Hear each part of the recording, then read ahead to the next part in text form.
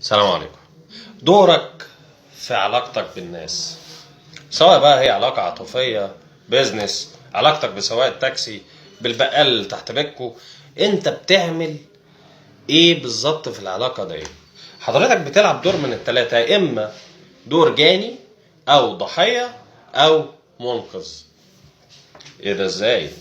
الجاني وهو معروف ان انت حضرتك بتاخد حقك تالت ومتلت من اللي قدامك بدون رحمة، مالكش دعوة احتياجاته ايه، المهم احتياجاتك انت.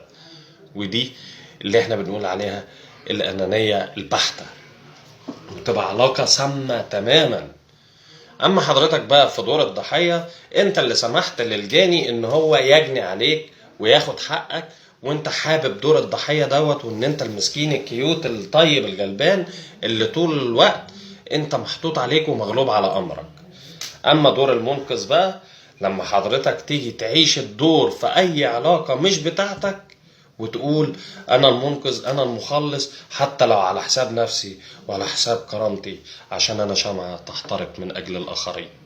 حضرتك قيم علاقتك بالناس اللي حواليك كلها وشوف انت اني دور فيهم بتلعبه بالظبط، وابتدي غير من نفسك عشان خاطر ما تطلعش خسران في النهاية. صباحكم فل.